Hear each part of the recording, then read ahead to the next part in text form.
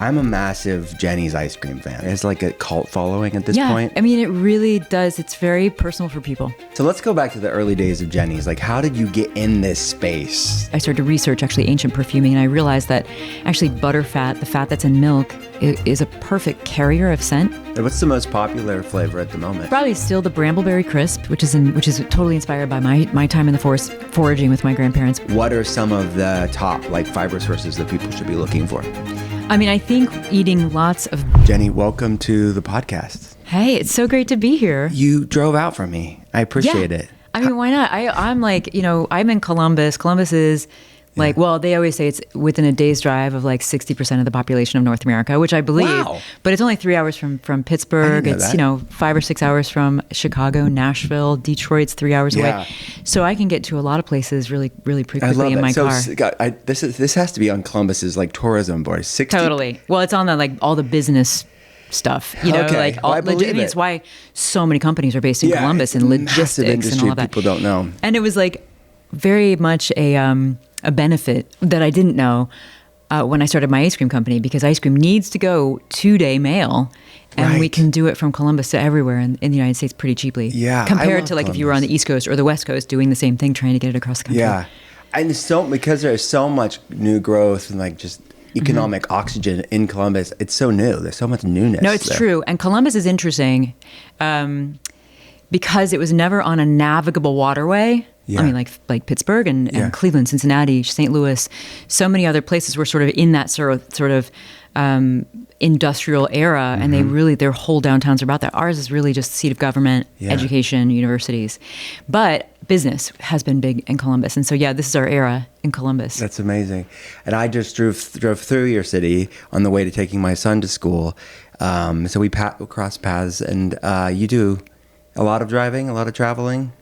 I do. I drive, but I do also fly. Yeah, for sure. Depending on where. Are you from Columbus originally? I'm actually from Peoria, Illinois, but I've been in Columbus since I was 12. So my whole life in Columbus, but then my family's still in Illinois. I love it. My sister and mom are in Columbus. You didn't know you were going to come on the pod, or being well and talk about Ohio and Pennsylvania, but the southwestern Pennsylvania, where we're at right now, they're way more Ohio than like Philadelphia is. It's an interesting state, like culturally, geographically, we're about. It's interesting because we could talk about the Midwest too, because I think the Midwest doesn't really start until Dayton. Okay, we can get like really into this. Well, when I stay up from Pittsburgh, people say, "Oh, you're the Midwest." I know, it's true.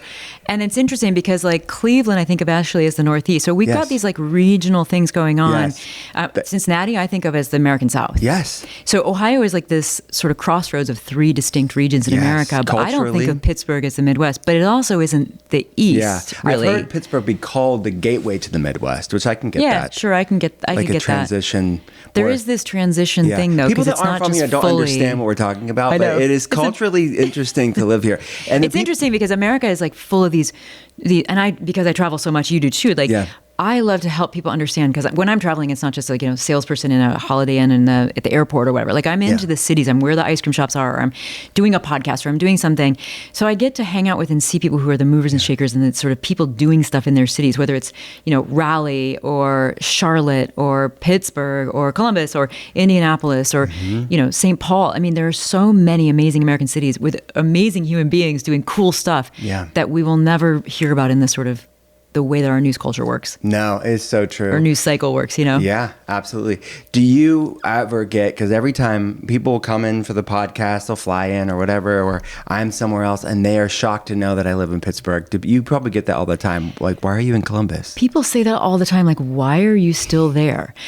I don't think people mean it. Obviously, I mean, people are they're all so nice and so kind, and nobody means it offensively. Just don't get it. But it kind of is. It's sort of this assumption that everything happens in New York or LA or some of the big cities or the cool cities, like whatever, Austin. Name them.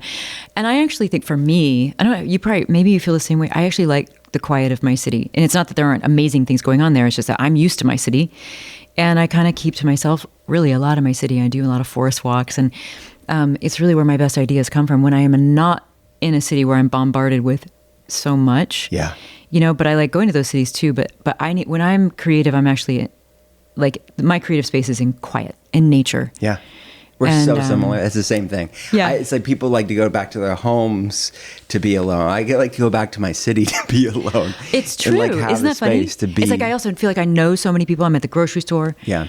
And I know people and they know me in my city, but it also feels like where I'm the most quiet. Yeah. I love the nature. I get it. I love visiting the other cities around, but I don't, people, it comes across, they don't mean it meanly, but it is this sort of, they just don't get it. Right? Yeah. And I mean, then you can get to the sort of in the business world, or when there is something on the line, like a book deal or, whatever, I mean, then it does start to get a little offensive because people are like, I can't believe that you've been doing this in Columbus, Ohio, of all places, and we didn't know about it. And you're like, well, that's actually like your problem, not mine. Yeah. Like that's actually a problem for you. There's like you don't get out and see things. I guess like a business entrepreneurial elitism that happens where it's like if you're the not assumption. in these, yeah. And also the assumption of talent. Yeah. Only That's existing true. in big cities, because Right. I cannot tell you how many times I've tried to work with someone there in one of the cities or whatever, and I think like, they're not what the assumption sort of leads you to think, Yeah. Just because you're in New York or LA doesn't mean you're the best of the best. Sometimes, sure, but right. not always. Yeah. Absolutely. Could we go, like I've never told you this, but I'm a massive Jeni's ice cream fan. Like it is like long time fan, like since the early days. You probably hear that a lot, right? It's like a cult following at this point. I mean, it really does. It's very personal for people. Yeah. And you have Jeni's, a location for here. whatever reason, becomes very personal for people. I'd love to go back to the early days. You have a location in Pittsburgh. I'm in Nashville a lot, so I go to the 12 South one. You're all over. How many stores at this point do you have? Well, we have like 90 locations. Stores now. Yeah. Like it's... And then you can get them legit. in like every Whole Foods too. I mean, not every flavor. We have kind of our best flavors. We have a big assortment at Whole Foods and other grocers across the country. But to get all the flavors, you have to go to our website. And to get most of our flavors, you have to go to our store. Okay, got it. So let's go back to the early days of Jeni's. Like, how did you get in this space of ice cream, but better for you, better like intentional ingredient ice cream? I was at Ohio State University. I was on my own very early in my life, so I didn't have like, I barely got into Ohio State. I had a friend who was going to Ohio State, and he encouraged me to apply. And I didn't think I would get in because I barely got through high school. I mean, literally barely, just by the skin of my teeth, got one extra credit or just enough credits or whatever. And they didn't accept my application, but I appealed it and I asked them again. So they let me in, and I was just like in heaven there.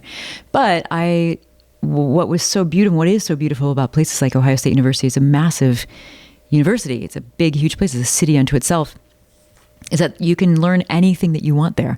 And so I was studying everything. I was taking fine arts and art history. If there was a class on vampire folklore, which there was, I took that.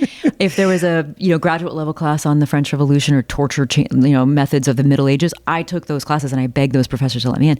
So I just followed whatever curiosity I wanted, and I wasn't really focused. But in a roundabout way, not even in a roundabout, in a very linear way, actually, what happened was I discovered ice cream because I was very interested in this idea of maybe going into perfuming as one of my many things that I was curious about. And I know that I'm very connected to my sense of smell from times when I was a kid in the forest, all the way up. And so when I met this guy who was in town from France, from Paris, who was studying perfuming at Ohio State in grad school, he introduced me to a lot of the sort of ideas of perfuming, and I started reading all these books about it. And I had worked at an ice cream shop. I had worked at a French bakery, so I was connecting it with food a lot. And I started to research actually ancient perfuming, and I realized that actually butterfat, the fat that's in milk, is a perfect carrier of scent because it melts below body temperature, just below body temperature. So it's solid at room temperature, but as soon as you put it on your skin, it relaxes. So butter is like this. And you can load it with scent. And I started making ice creams. I was like, well, then I'm going to use ice cream as a carrier of scent. Wow. And so it was like, you just start to you keep sort of peeling back this onion, and then you find this place. And then that was the place where the things that I loved and that I was very curious about, love telling stories, love learning about history, love making art, making stuff, making food, making pastries, match up with something that I can make money off of or something that creates value for other people. And that was my sort of into ice cream. I always loved ice cream, always, when I was growing up. I was Midwestern. Yeah. So that was always just so lovely to me. And I love the culture of ice cream. I always knew it would be my first job, and it was. And, so it was very, very natural for me. I just needed to find my in, and that was my in through scent. Yeah. So I started scenting my, butterfat, scenting the cream with ingredients from the farmer's market. Yeah. Then it was, the question was, well, okay, I want to use really great milk and cream for this, and I want to, I want to use really good ingredients, and I'm in Ohio, and that should be pretty easy. And so I started my business before I understood the dairy industry, which is a good thing, because if I had actually learned about the dairy industry, I would never have started Jeni's. I mean, there's just no way. It's such a locked system. Yeah. And so over time, I figured that out. What was the dirty secrets of the dairy industry? Well, just, just in the most foundational way, it's been consolidated. So you used to have across America over 6,000 dairies in the United States, and these are dairy processing companies, not just the farms. Small farms, it's still like this actually in Italy with you, or around the world with olive oil. You'll get a tiny grove of olives, and they send them to the same processor, and then they all share the olive oil. It's kind of like that in the dairy industry back then. You had a lot of little dairy farms, and the truck would go around and collect all the milk, and they would go to one small dairy processor. Those dairy processors would make, milk for the community. And when skim milk became popular and lower and 2% milk, they had extra butter fat, which they would make into butter, of course, but there would still be extra. So then they would make it into ice cream. So you would literally have, hundreds, if not thousands of different ice creams across the United States. I mean, it was just so interesting. Over time, all of those have been sort of consolidated into like 2 or 3 companies. Yeah. And so getting into that system to say, I want you to take all the grass pastured milk out of that and give it to me, they're like, who are you again? Yes. Because there was really, correct me if I'm wrong, there wasn't like this grass-fed ice cream at the time. You were really the first one that penetrated into the market the way that you did, right? There wasn't even really grass-pastured milk on the market. We were looking for that even before you could really get that very easy. You could go to a dairy and get it. And we were lucky because there was a guy in Ohio who was just an evangelist.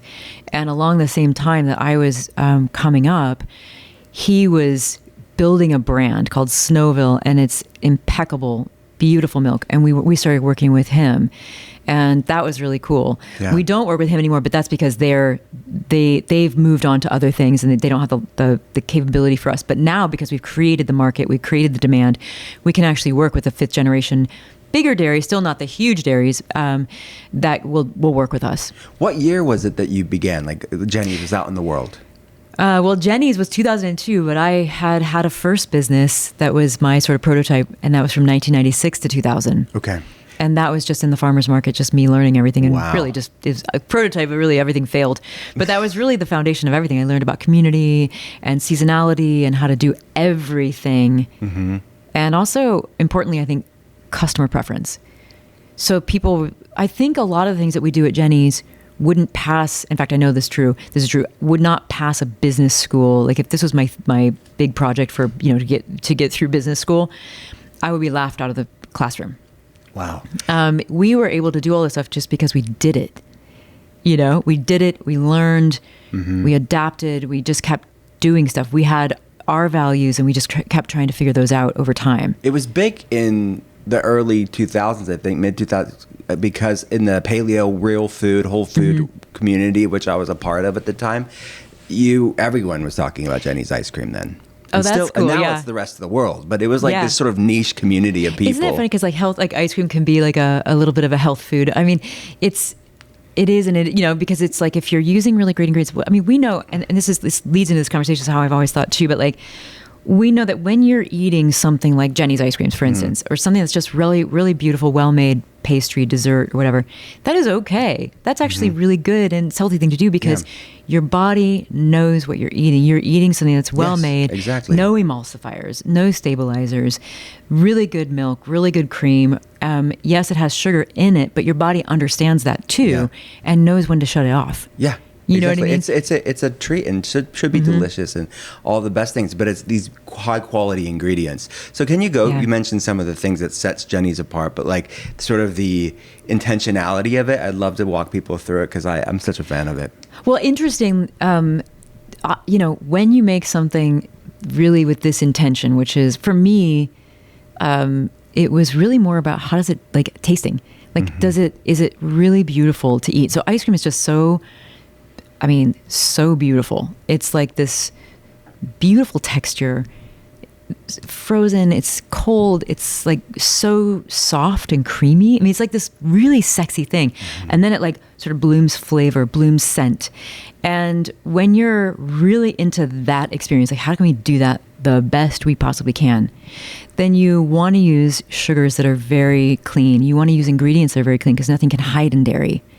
You know, you want to use really beautiful milk because it has such a beautiful cream scent at the end, at the finish. You don't want to use emulsifiers. You don't want to use stabilizers because those actually add like almost like a gel barrier to scent. And we've tried them just to prove it because I want to make sure that this was, you know, that it wasn't just a hypothesis, you know, that we actually, so we did it. We did blind taste tests through the office. And I actually don't really like the psychology of blind taste tests, but we did this, and this is a good example of when it does work. We wanted to see, like, can people tell the difference between a stabilized Jeni's ice cream, same flavor, same vanilla, and a non-stabilized one?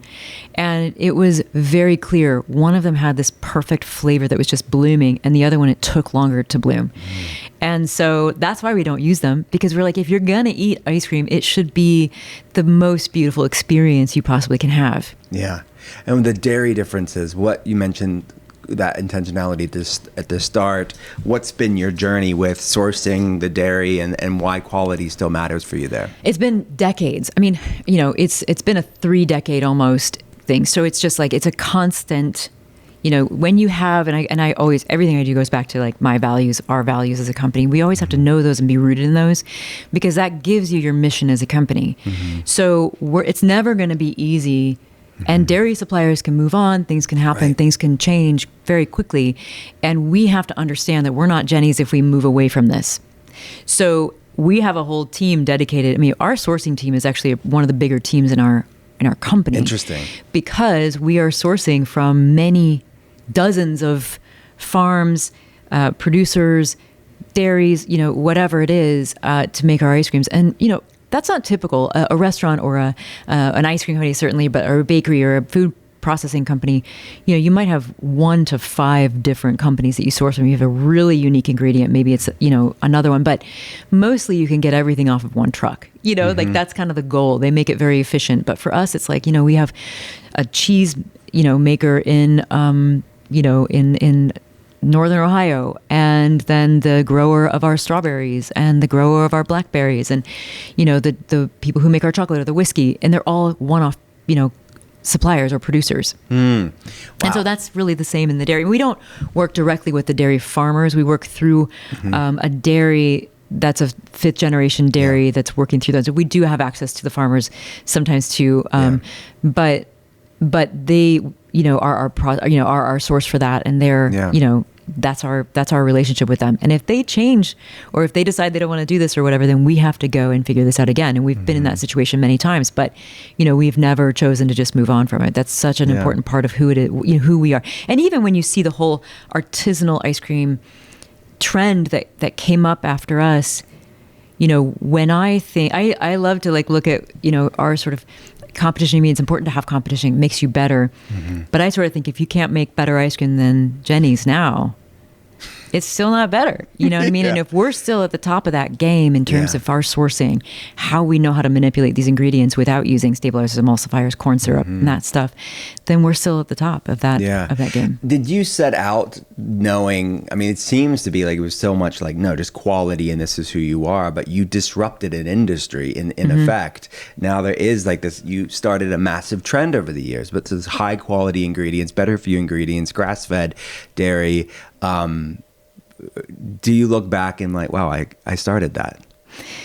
It is really, and it's really cool. It's so like, I mean, so everywhere I go in the world, there is usually a young woman making ice creams in this style. She has my book, and that's true of, you know, Cape Town, South Africa. There's 2 down there, Chile. That's true of, I mean, I was in LA one time doing an event at the library, and these 2 women showed up from Cairo, Egypt, Cairo Creamery. And they were like, we've started this ice cream company in Cairo. They're still in business. Wow. Of course, Berlin, all over Europe. I mean, it is really interesting. And my book did really well in Germany and in China. So It is so cool to see, and of course, all over America. I mean, just almost every city you go to, Everywhere. There's someone kind of in the model of that sort of artisanal, telling stories through ice cream, trying their best to get the best ingredients possible. And then once you get those ingredients, to understand the science behind them. And the other thing that really differentiates Jeni's is that we're not using just a standard mix. A lot of ice cream companies use a mix. They buy it from a dairy and they just flavor it. And that's a really complicated thing to do. So most people still aren't quite there yet. But, it's cool when you drive around. I mean, driving around America and just seeing all these. These I also remember, you probably do too, when the whole world was in the style of Ben & Jerry's. So Ben & Jerry came up in Vermont. They inspired a whole bunch of people. And you can still see, I was in Whitefish, Montana a few years ago, and there's still like a mom and pop ice cream store in Whitefish that's in the Ben & Jerry's model that, so cool. Inspired a lot of people to do that. Yeah, so ice cream has a legacy, I guess, of doing that. There's like these family trees of ice cream. Yeah. This genealogy. It's part of the American fabric. Absolutely. So why do you think that, what makes you say that Jeni's ice cream would have been, on paper, a failure in business? Because we do too much. We're, like when, we make our ice creams, we work with a dairy, but we're making our ice creams, we caramelize the sugar over fire. I mean, that alone. But we also do all of our own art and design, copywriting, photography. Yes. We do our logistics. I'm sure we work with, a trucking company here and there too, but like we've got distribution centers. Like we are just doing too much. Yeah. We also learned how to make ice cream without stabilizers, emulsifiers, corn syrup, all those ingredients. And that in itself is a challenge and a crazy challenge. I mean, homogenization, pasteurization, all of that is pretty, it's almost impossible. Yeah. And so if you were to say, I'm going to start this company and this is all the stuff we're going to do, it's basically like 10 companies in one. Right. Your business professor would be like, you cannot do that. And I would say that too. Go for it. Try it. You're going to be a big failure. It's not easy to do. But the way you do it, and I think this gets back to like what we've lost in American business recently in our lifetimes, is you have to give it time. Because I wouldn't even have understood milk proteins and how homogenization or pasteurization, different temperatures of pasteurization, different pressures of homogenization can build texture in ice cream if I hadn't spent so much time at the dairy. I understood something about good dairy. And actually most of the farms in Ohio are really smaller farms and, family-run farms. We don't have any of the big factory farms. So, there's a lot of great dairy in Ohio. But I wouldn't have understood how to manipulate milk proteins if it wasn't for like just going through every door looking for good dairy and then also just spending time there and like noticing, wait, if I do this, it changes the texture of the ice cream. So then I go to Ohio State University and confirm that with some of the professors. And, nobody's teaching that way of ice cream making. So giving yourself time to figure out how to this is why I always say too, like your brand, your company is an act of co-creation with your customers. My customers were along for this journey too. And that was just me and them and the company in direct conversation with our customers. So they were interested in all this stuff. All these things that I was bringing forth, they were very interested in. You were they sharing played a it role with your customers. Wow. Yeah. That's very cool. And they were paying for it. Nobody asked about how much we charge until, funny enough, until we got to New York City. Yeah. Really? Gotta give it to the New Yorkers. So what they were just because they got the quality in other cities and markets. Yeah, and I think also just the messaging was clear. It was clear because we were more direct, or because people were spending more time, maybe in a store or something like that. Understand. So understanding that we exist, we're paying people fairly, and that's also true of people who work for our company and people we buy from. So in direct trade, it's just a different model. But when you got to New York, what was the? I don't know. It was just one person, so it was just a couple people. Like it wasn't. It's not a comment necessarily on New Yorkers, but it was just like it was a funny thing. It was like, wow, nobody ever asked me that before. Yeah, one of the most expensive cities. Maybe that's why. Yeah, exactly. They're paying so much on rent they can't afford for the ice cream. Yeah, and meanwhile, it is one of our biggest markets. Yeah. If not the biggest market for our ice cream in terms of grocery and shipping. So you have this sort of food art house, right? I mean, you're doing all of sort of this artistic creation on all different levels, from the formula to the branding and all of it. And hearing the perfumery background makes complete sense when you've tried Jeni's. Like you've created this sort of sensorial experience with ice cream. It is. Yeah, and so thinking about like if you want to bring, this is any art, but if you want to bring, you have to, whatever, if you're making something, you have to understand the science behind what it is that you're working with. And so I had to learn all the chemistry of ice cream in order to bring forward scent. Yeah. So I had to learn about melt and how it melts and what temperature it melts at and how quickly or slowly it melts. Yeah. And then how to figure out how to do that, whether you're adding cocoa to it, which is going to be very drying, or whether you're adding strawberries, which is going to add too much moisture and make it icy. So everything that you add to ice cream changes the matrix and how it melts. The flavors are like, just, I think that's part of the magic of Jeni's is, and now what you're doing with Flora too, which we'll get to, but the sense, the flavors are so intentional. What it's like, take us behind the scenes. Like, how do you come up with such creative flavors? Well, it's, as you say that, it makes me want to say that I would say in my life, this has been true since I was born, probably, or at least a child, that sensuousness is kind of a root philosophy. Pleasure, what feels right for me usually is feels good. What's right is usually what feels good. And so I'm very in touch with like that. Kind of my knowing, I think, and also just that sort of sensorial, like I want to be moved by, that's why I spend a lot of time in nature, my inner nature and outside too. So for me, in like ice cream is just so deeply beautiful, and that is so moving. It's almost a philosophy of mine. It is a philosophy of mine. Yeah. It is my root philosophy. I love that. What's your favorite, what was your favorite flavor to design and create of Jeni's ice cream? Well, they all like have a whole story. We did this whole collection one time that was like a wild foraged Appalachian collection, which was so cool. It was so beautiful. And one of them, a guy collected a bunch of elderberries for us, which was amazing. We made it into ice cream, black walnuts. I mean, that was a really fun. We did like a moonshine ice cream too, because we were like, yeah, cool. You're in the mountains down there. There's just a guy. He's going to find us some moonshine up there too. Yeah. Stuff, you can tell stories through ice cream. You can almost time travel, because it's not even just ice cream, it's scent. Like when we study history and we have so much fun, even like, you're reading like a novel and you're just transported.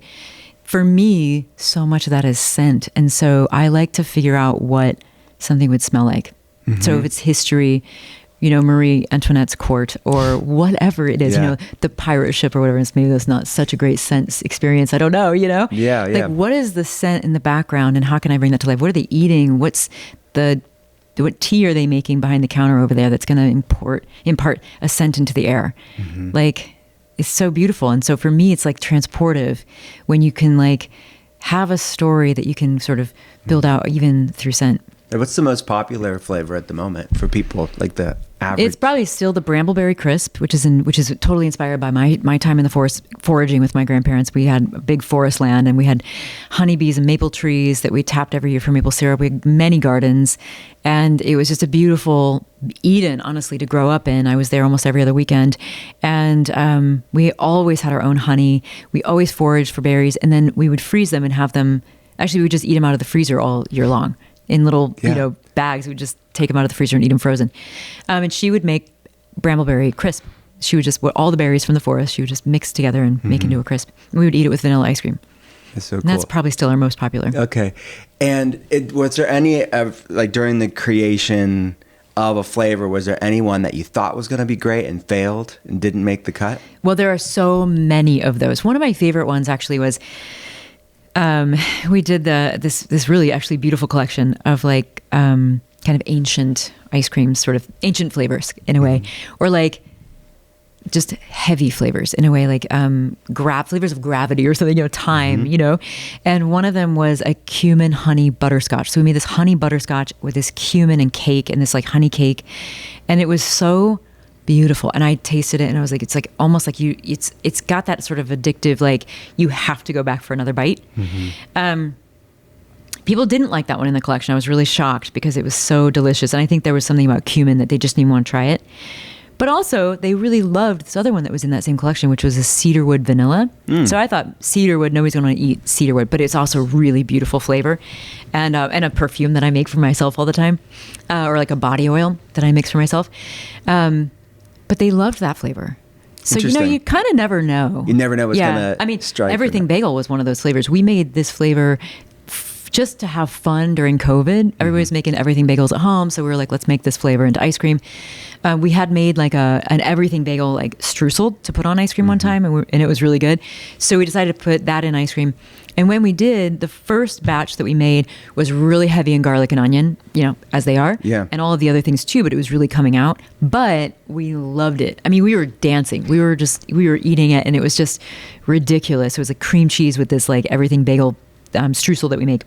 And it was infused with, because what happens in ice cream is that if you put this kind of streusel cookie bit that has garlic and onion in it, it flavors the whole ice cream. It'll just infuse the whole ice cream. But when I told him to go back and make, a couple other batches, like lowering the onion and garlic just a little by little, and see if we could, maybe because, people are on dates at our shop. Maybe we don't want to give them, onion breath.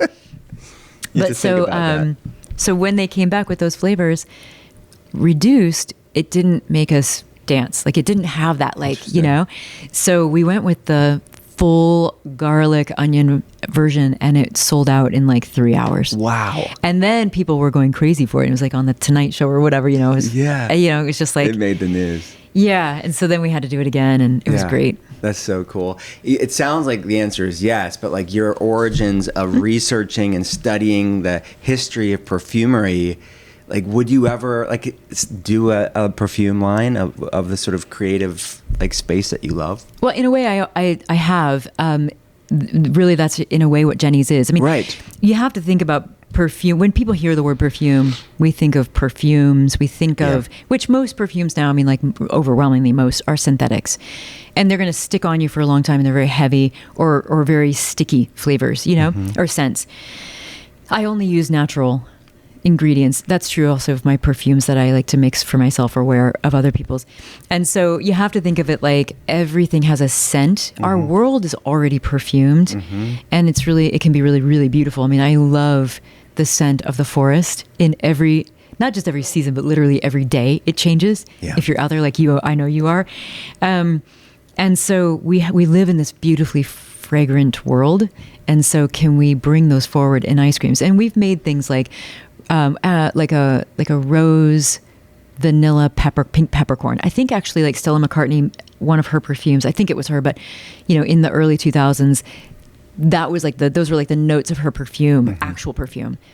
And so I decided to put those in ice cream, and that was really fun. That's cool. There was another one, oh my gosh, Estee Lauder had a perfume called Bronze Goddess, which they do like every year. I don't know if they still do it. I love this perfume. This is just a high level, regular cosmetic perfume. But to me, it smells like peaches, neroli, sandalwood. And so I made an ice cream with those ingredients. So cool. And a little bit of caramel in the background. And it was so phenomenal. That's so fun. So being in the food industry, being a creative in the food industry, having these high quality ingredients, what did you learn early on, or maybe what you're still learning about the sort of underbelly of the industrial food complex? What do you know that people may not know? This is interesting. I mean, so one of the things that I learned early on is that quality is a choice that we have to make every single day. Interesting. It's your values. Yeah. And so it was very easy. When you're a food company, and even now at Flora, my new company, you're getting calls from industrial food sort of producers and suppliers, and not all of it's bad. It's just, you're getting those calls, and you can industrialize any product. And even that word is just a terrible word, but like that doesn't necessarily, it's still a choice. You can make something in a highly efficient, even industrial way to feed a lot of people in a good way or a bad way. You get to choose how you do that and what your message is to people. But I learned that early on at Jeni's that, wow, we can do this in a much more efficient, much more cheap way, make a lot more money. There's already not a lot of money in ice cream, I think people think because we have so many people lining up for it that it's just like, but honestly, most of that goes into paying people and making really great ice cream. But you have to choose to make something really beautiful. And it's actually not easy, because especially once you get finance people and you're really stretched thin, you're trying to make something. This is a garden. You're trying to keep your garden as lush and green as you can. And so making sure that you have your values intact, so you're not sucked into that sort of easy cyclone of like cheapening over time. Yeah. And in fact, what I learned is that if you're really committed, you can get better over time. And that's what we've done at Jeni's. And we continue to do. There's still places that we're going to try to continue to get better at. And we know where those places are and continue to keep tweaking forward on that front. But I also learned in working with various universities and, that how food is made. Because how we do it at Jeni's is not common. Okay. I learned that is very not common. Yeah. And even not even, recommended by, some of the experts and authorities in the world. And so that became kind of an eye-opening thing for me to see how tied up with finance, with money, really, like the whole profits, the whole food system really is, and to learn about marketing. Because one of the things I also learned at Jeni's is that people will believe anything you tell them. In fact, I've even gotten this wrong before, where I tell somebody, "Oh, you have to try this, beautiful coriander ice cream. It's got these notes and da da da da," and they'll be like, "Oh, I do taste it," and have a whole conversation about it. And then I realize, I gave them the vanilla. I accidentally gave them the wrong flavor. This has happened every once in a while because they're both white, and I just accidentally mixed it up. Mm-hmm. So people, we all want to trust people, right?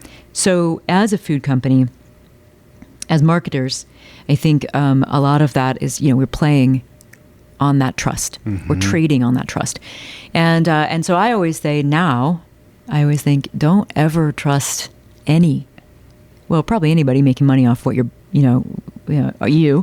but any food company. Let them earn your trust. Read the labels.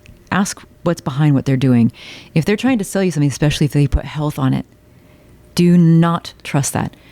Let them earn your trust by asking those questions and go behind the scenes, look at the ingredients, learn a little bit about it. Because if they're telling you something, they're making money off of that trust. Interesting. Most of the companies aren't earning it. Yeah.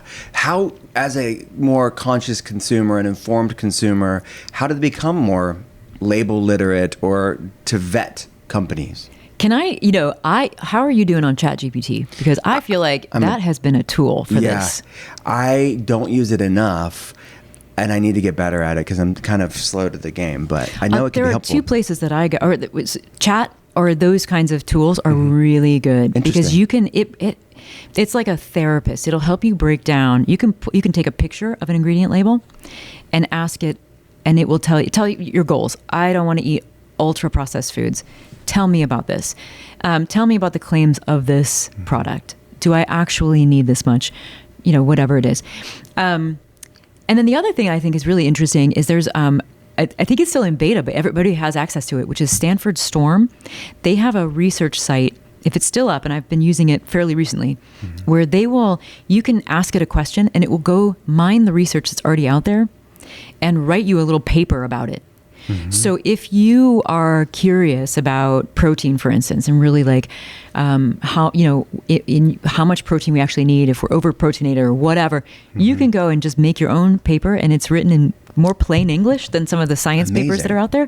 So that's something I've used a lot, and I think it's been really cool. Yeah. But those will help a lot. It's almost like, think about these like sort of chats as like your personal therapist on this front, because you can do your own research. And I think for anybody, just doing your own research and learning a little bit about that is important.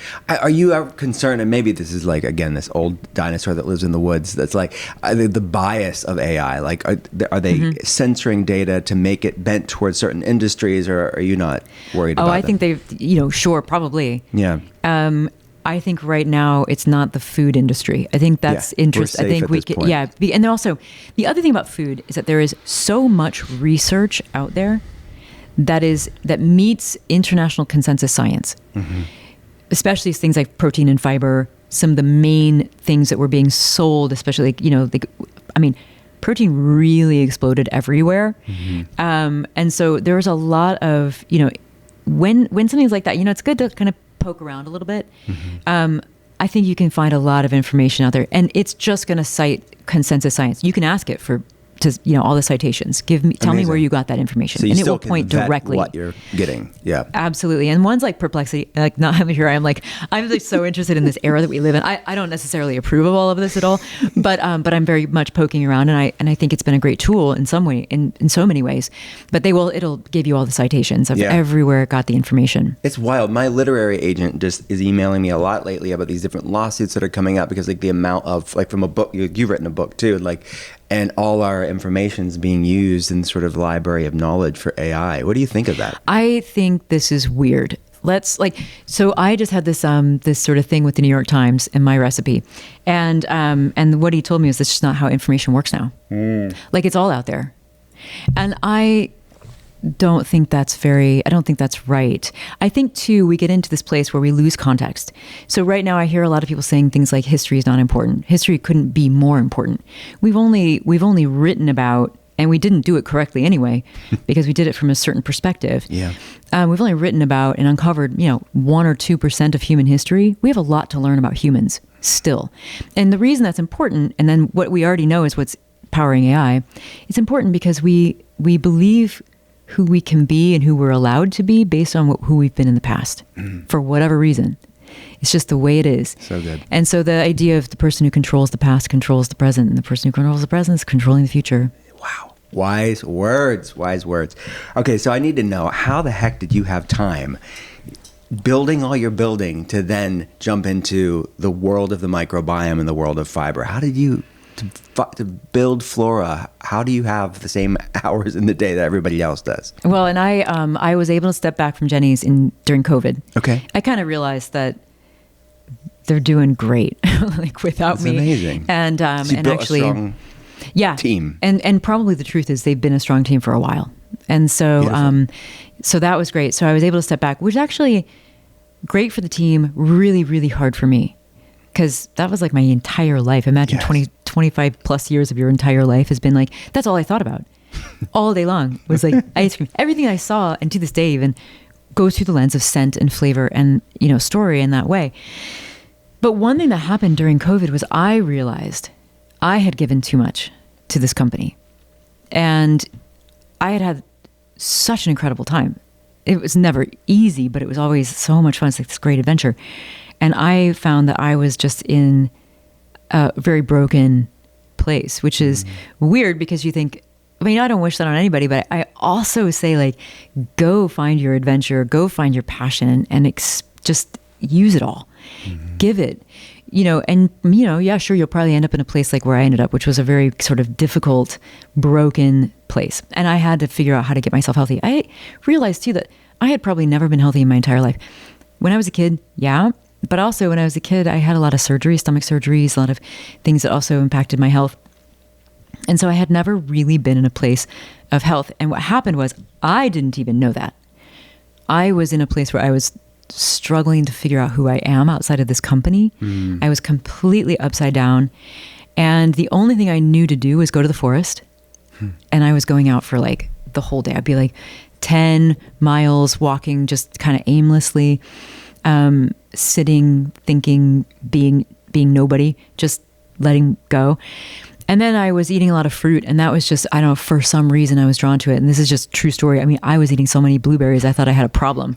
Like, I called my business advisor, Mark, who's my partner in Flora.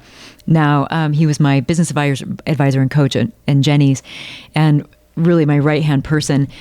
And he's also very into health. And I was like, Mark, I'm eating so many blueberries, I think I might be in trouble. Like, I never eat enough ice cream to cause sugar problems, but I might be eating too many blueberries. And he was like, you can't, because there's fiber in blueberries, and the way you process that sugar is very different. And I was like, because I'm feeling great. It has to be right, because I'm feeling great. And I started running. Then I was like, I have never felt lighter in my clarity, in my being, and even physically. And I started just like almost like running and like floating almost through the forest. I felt like I was skipping over rocks and just like having fun. And I had never done that before, like ever. I was just like, wow, I've never been a runner. My kid was like, I didn't know you could run. I was like, I didn't either. That's what got me into it. Then I started looking. Now I'm a curious person anyway. So then I have to like start looking into the science and finding these papers and talking with Mark. Mark's sending me books on all this stuff because he's ahead of me a few years in this front. And that was when I really started to learn about the microbiome and the impact that it can have. And when you start to get it into balance, and it doesn't take much, it really changes how you feel. Yeah. And I have taken a lot of different supplements and, various things in my life, including pharmaceuticals and whatever. Nothing changed my life the way that fiber and just taking walks did. Wow, so cool.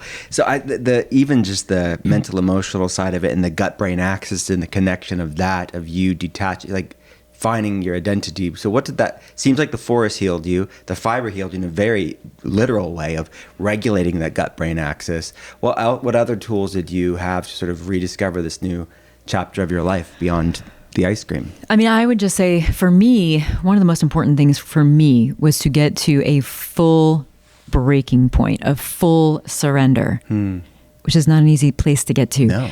I didn't know how to deal with this whole engine, this whole Titanic, this whole thing that I had created out there without me. And also, that's where all my friends were. That's where my whole life was. And I didn't have access to them anymore. I had to let it go because it was too confusing for anybody. It wasn't fair to them. And so I had to kind of walk away from that and just really disentangle my life from that. I also got a divorce during that time, which was necessary. And there was a whole thing on that, kids to get through that. And then to just try to figure out myself again. So I got to this place where it was a full, complete surrender, which is actually the coolest thing ever. I thought I was going to die or something. I don't know. I thought I was going to descend into darkness. I don't know what I thought. And I actually ended up just letting go of everything. Just everything. And it was so cool. So I would be in the forest just I felt like I was atomized. Like the wind could blow through me. Wow. And it was so beautiful. So I was reading a lot of poetry, reading a lot of Walt Whitman and, poets that I already loved and finding new ones and things like that. Poetry was really important to me. I actually, somebody sent me, or probably Amazon, Young Pueblo, and I loved his book. Diego Perez, shout out. Yes, yeah. I loved his book so much. That first one that he had out, and that was that COVID era. Yes. And I found that, I just found this space of, I would call it a spiritual space. Mm-hmm. That I think my spirituality was in building the company, which founders are very spiritual people. We just believe in these weird visions and bring people with us. But without that in my life, then I found this other sort of spirituality, I think, in nature. Yes, that's so cool. And as you mentioned, Young Pueblo, he's another Western Massachusetts in the middle of the woods. Same thing. He gets the same thing. Why are you living there in the woods? It's funny you mentioned him. We're woods love people. Him. Yeah, you had him on, I think, right? Yeah. Oh, that's so great. I'd love to meet him one day. But I love that. No, I mean, the woods, for whatever reason, they have the answer. The answers are there. They're also inside of you, because what happens when you go to the woods is you sync that nature inside of you with nature outside of you. I mean, for some people it's the mountains or the sea or whatever, but for me it's the woods. I mean, I call it God art. It's literally God art. It's healing in and of itself. When you can connect with all the humans, this is where God comes from. This is exactly why that all exists, because it's right there. And it's love. You feel it so much in the forest. It's ineffable, but palpable. It is. Okay, so let's talk about we mentioned fiber, it being so transformative. The fiber gap. What's the fiber gap? Fiber gap is, this is one of the first things I learned. 95% of Americans are deficient in fiber by at least 50%. Now counter that with the protein gap. 5% of Americans are deficient in protein. Yeah. 95% of us get enough protein just without even supplementing. Mm-hmm. We've got this upside down way of viewing things. Fiber is going to change everyone's life in America. 61% of us are living with one or more chronic illness. I learned a few months ago, 41% of our kiddos have one or more chronic illness. And it's so unacceptable for us as a country to have that. And most of these can be directly attributed to the lack of fiber. What happens with the industrial food system is that they take fiber out of everything because it makes it addictive, honestly. And they add sugar, of course, and that helps too, making it addictive, but it makes it easier to process. So it's easier to process without the fiber. And like you mentioned, when you're fiberless, you're not as satiated, so you can eat more of it, these empty calories. Exactly. You're constantly craving. And you're also feeding your microbiome these sort of single source sort of things that then it starts to crave those. And what it really needs, in order to grow a diverse garden of a microbiome, you need diverse fibers, diverse food for your microbiome. Yeah. So the more diverse your intake in of fibers and polyphenols as well, it builds this gut garden, this diverse garden of Eden. Again, this parallel. And you have to feed your gut garden first. So I always say, feed the garden first. Whatever I do in the morning, I usually eat something that's fiber. First thing in the morning. Yeah. So let's go through this. So how many grams of fiber do we need? need about 35 grams of fiber. 25 to 35 grams of fiber is great. And you can have more, but like that's the thing about fiber. It's actually fairly easy to bridge your fiber gap. Yeah. Now, when we talk about grams, right, the people's heads like, what even is a gram? How can we check in to see what does the day in the life or week in the life look like? Maybe people don't even know, like the awareness of what maybe they're taking in. Any tips? Yeah, I think just, it gets back to this idea too, that we all know what to do. Yeah. Because it's the same advice our grandmothers gave us: an apple a day, eat a handful of almonds. And what we've been learning for a long time, color, texture, very 30 plants a week. Mm-hmm. So think about, adding different spices and herbs to things, eating different kinds of nuts, legumes, of course your fruits and vegetables, but thinking about color and texture in your diet. And it really isn't that hard to bridge that fiber gap. Mm-hmm.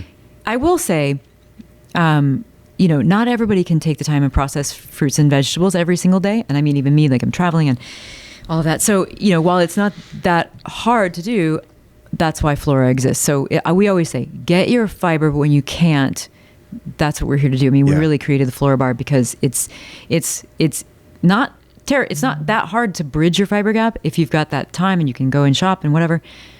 But not all of us can all the time. It's the convenient standpoint. Yeah. Yeah, I have. We don't have enough, ways of making it convenient yet. So. Yes, for sure. And you've filled that gap. Okay, so you mentioned the different types of fibers and fiber diversity. What are some from a food standpoint, and you kind of harness that in Flora, what are some of the top fiber sources that people should be looking for? I mean, I think eating lots of beans, legumes, those are great. Those are so great. And I feel like, and there's actually even a couple of companies that have started that I think are really fun, like Heyday. I don't know if you're familiar with them, but their beans are so great. So beans are great. Obviously nuts. I mean, just, you can do this kind of throughout your day, just by grabbing a little handfuls of things. And I always, start with your fiber, start with your vegetables before you eat anything else, because then you're priming your microbiome to then help you to digest actually everything else. Yeah. And it will help you feel, satiated. It will also help you digest things like protein, calcium. I mean, if you're, there is almost, we actually have a gut health PhD on staff at Flora, and all she does is write papers for us based on the science. So we can ask her. So she's got several papers that she's written for us, like fiber in pregnancy, for instance. The importance of fiber, because your microbiome becomes your baby's microbiome, the importance of fiber and bone health, the gut bone axis. So if you're in that era of life, or if you need to be focused on that, you can't even digest calcium without a balanced and a good, healthy, thriving microbiome. Mm-hmm. Of course, there's the gut-brain axis. I mean, there's gut-skin axis. I mean, all of these things. And so it's all about nurturing your microbiome so that it's helping you digest, even like vitamin D. There's so many vitamins that are going to actually, and nutrients that come from a healthy microbiome. Yeah. And for people that don't know, like the fiber, they're the prebiotics. When you hear the word prebiotics, fiber is largely the main type of prebiotic, which is food for the probiotic, which then make the postbiotic, which you need for every function in your body. I mean, you need, there's so much exciting research around postbiotics, right? Butyrate and even urolithin and these sort of which is why compounds. We ferment the watermelon rind. Wonderful. So we ferment. So at Flora, we, so on my journey, now I'm going to just but on my journey of, this is kind of how life works, right? You're sort of curious about stuff. You got all these things kind of going or whatever. And then suddenly you see something and you're like, you have this aha moment, but it's based on all this curiosity that you've been following, for however many months, years or whatever. So my partner, Mark, and I were working with another founder, and we needed to find a vegetable processing company for her that was bigger than the farmer's market. And we ended up touring this 600,000 square foot massive behemoth of a fruit and vegetable processing company. I mean, they make all the cut fruit for Whole Foods, for instance, and all sorts of places. And it was too big for her. But what we noticed in there was that watermelon rind was going out. And I had already read a study about watermelon rind, and watermelon rind has a whole bunch of micronutrients. It's the number one source of L-citrulline. It's got all these micronutrients, and of course cellulose too, which is the prebiotic. Mm-hmm. And so we started playing around with that actually in their facility. Mm-hmm. They gave us a room. We started fermenting some of their trim. So we started investigating a lot of produce trimmings is actually where a lot of this fiber is. Yeah. And so we can work with that. So we were fermenting stuff. We're fermenting watermelon rind, but we also now use, we use all the apple cores from Mott's apples. Wow. So and they're all just upstate New York or Pennsylvania apples. I mean, they're just beautiful, unwaxed, beautiful apples. Yeah. And they come in, they get washed, and they get cut. And we now take the cores of those apples, take the rest, which are actually higher impacted than the rest of the apple, and we take all of that and we formulate that into the base of our bars. So it's a beautiful apple paste. And it's alleviating a lot of food waste too. I mean, they just throw this stuff away. And the thing is, that's a yes and, because we would be using those ingredients. They are so packed with fiber. It's exactly what we need. You know, it just gets back to like nature is perfect. Like, nature knows what we need. And we throw out the perfect stuff. Yeah. And we keep just... Yeah. Like your grandmother probably pickled watermelon rinds like mine. My grandfather used to eat the entire apple, the whole core. Yes. Oh, yeah. And it's like your grandparents just knew. Like a horse. Yeah. No one does that anymore. You're making it easy now. We do take out the seeds because they have... they're not good for us. They have like... compounds. Like cyanide compounds, yeah. Mm-hmm. Okay. So, and then the different types of fibers. People hear about soluble fiber, insoluble, modified citrus pectin, resistant starch. Does it matter? Are you being specific about the ratios, or is it all important? I am not at all. I want to make things so easy for people. And I don't get caught up in that. If you're even worried about fiber, just getting enough fiber in your diet, you're going to be fine. Yeah. And that's true if you go supplement with psyllium husk, which is a single source, so it's not perfect. You want to have diverse fibers, but you know what? That's a great start. That's mostly for gut motility, which is good for you, and that's good. But, you know, the next level up is to get diverse fibers in your life, whether you're supplementing that with a Flora bar or you're able to do that, at home with, your fruits and vegetables and legumes and all of that. Just get fiber. I'm trying to, I think in my life, be really an advocate for the lowest effort, highest impact things we can do for our health. Because because you and I, we both live in regular America, we see, I started to look around after I got healthy and I felt so good. I feel so good. And I don't ever, the most precious thing I have is my health and my well-being and my sort of how I feel. And I look around, I see so many of my friends and family who are not healthy, who are in that sort of chronic disease place in life.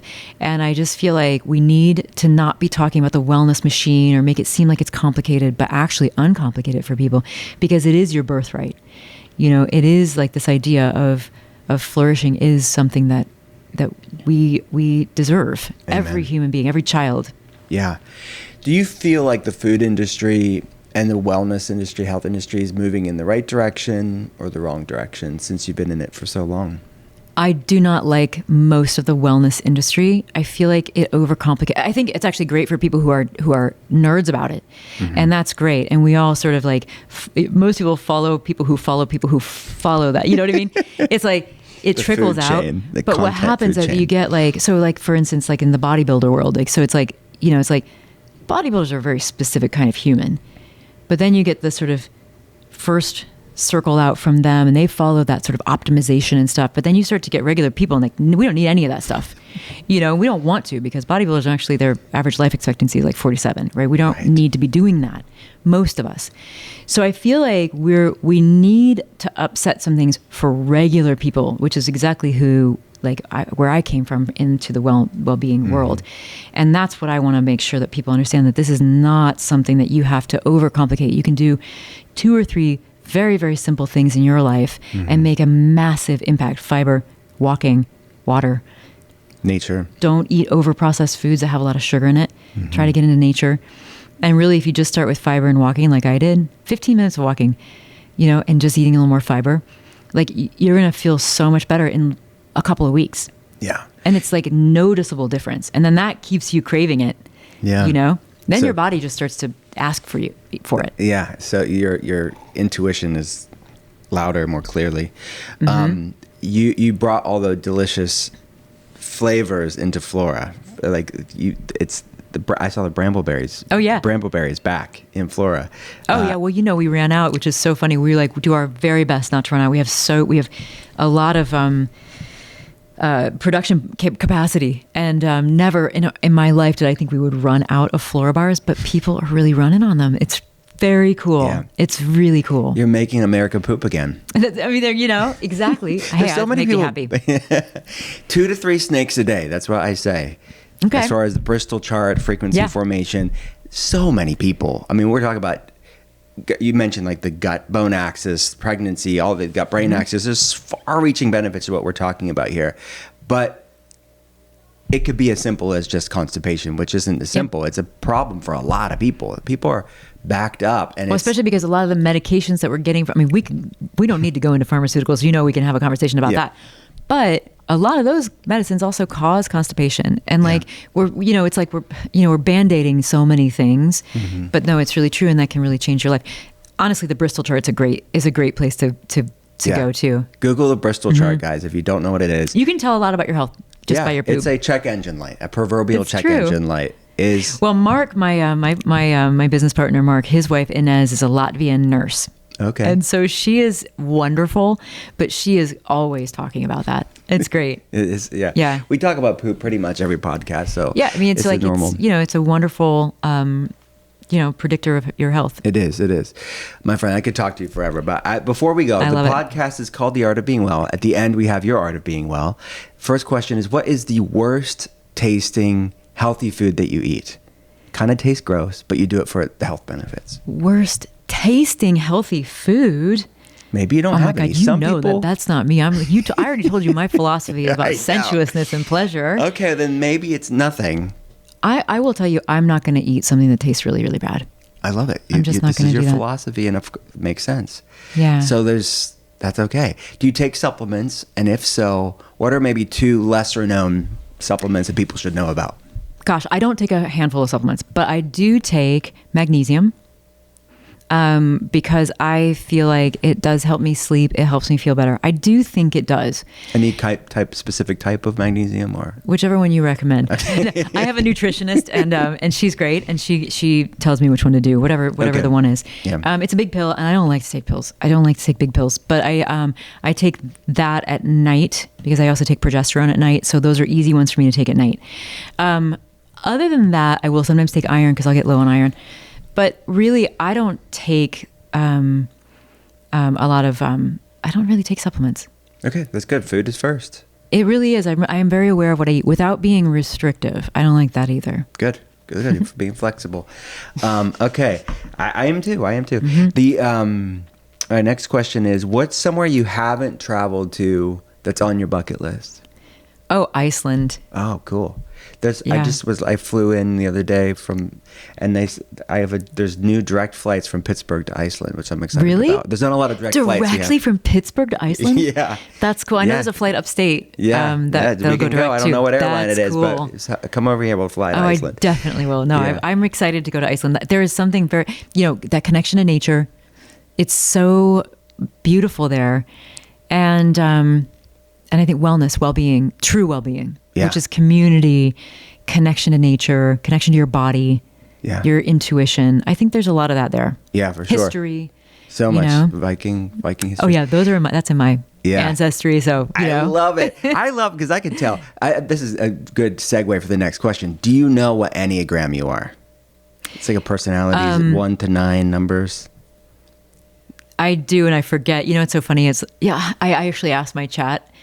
Because it'll tell you too, especially once it gets to know you. And I've written a lot through there or whatever. Okay, wow. But now I cannot remember. It's okay. Most people don't know. I always am curious, so I want to ask. Yeah, I'll ask it. Okay. Hey, chat. What's my? So do you have to? You have an account. This is so stupid. I really don't know AI. You have an account with AI with ChatGPT, so it gets to know you, not all the other users. It's knowing. Yeah, because I actually, and I pay for I don't want the one that's they're sharing data. Who knows if they're really going to or not. Yeah. And I'm careful about that, but I do put in health stuff. I have I call her Dr. Herbatia. So she's my health office. I have one for each one of my kids so that it gets to know my kids. And I have both 2 kids on the spectrum. And so I have that. I also edit stuff through there. Although I will say I don't like how it writes. And I fall into the trap. I'm not a good writer.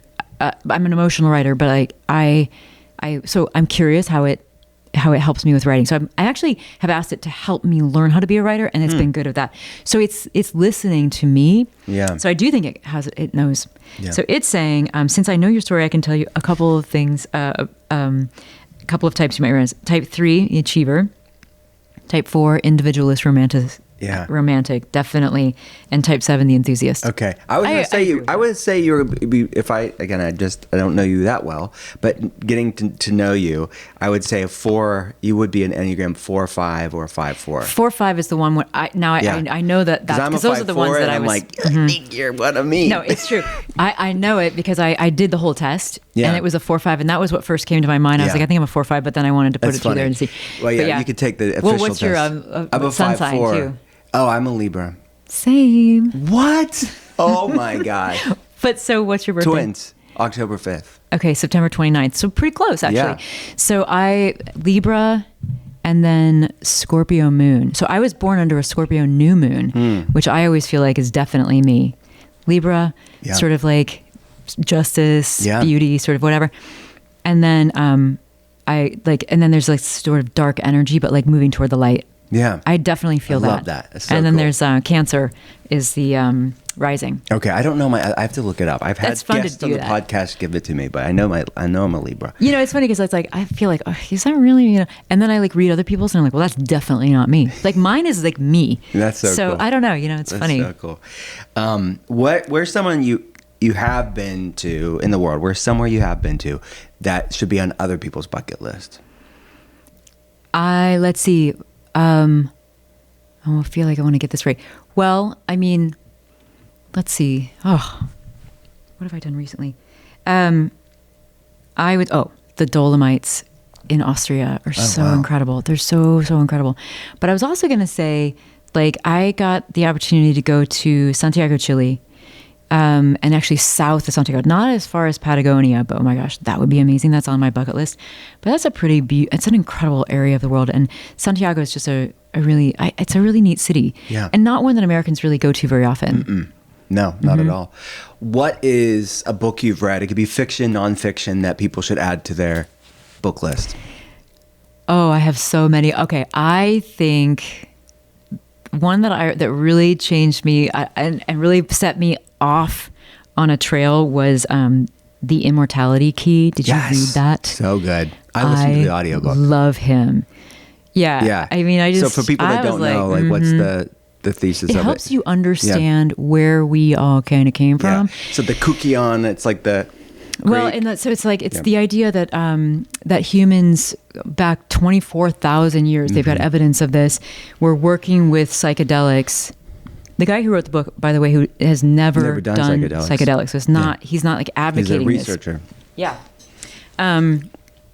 That actually led to there was this idea that all these beautiful festivals and moments, like the where is it? Right outside of Athens, like everyone, even like Marcus Aurelius went to these sort of rituals. Yeah. The idea was once you die, you can't die again. And so you go sort of see death, you walk into death. And this is what happens with psychedelics, the ego death, right? And it changes you so much. But you can also get this in the forest without psychedelics. This happens to me all the time. Yeah. But so you go and you have this whole ritual. Women led these rituals. But even like, you know, tens of thousands of years ago, they were finding beer that was made with the certain wheat that would have... contained ergot and been able to do these festivals. And so people could go talk with the dead kind of thing. But what he's sort of finding is that even when you come up through Christianity, these were still going on. And what happens, and this is something I've found very interesting, this is a whole other podcast, but like how women were helping people, healing people, leading these ceremonies, but even leading spirituality then, even in early Christianity, which then was taken over by Constantine and sort of demolished. Yeah. All of these festivals were demolished. But I think that's that sort of spirituality that's so connected to our inner and outer nature and to each other that I would like to have back. Yeah. Not necessarily only through psychedelics at all, because, you know, just listening to music, just dancing, together, just being together, can give us these sort of feelings too. Absolutely. It's the pagan continuity hypothesis, I think is what it is, right? And it is beautiful. He cites it, and he's a Catholic. He's a Christian himself, the guy who wrote it. It's just fascinating to see the lens of even reading scripture in the Bible, of if you look through that lens of what that context was. Yes. Of these rituals. When you start to understand this history, and he dives into all of the history.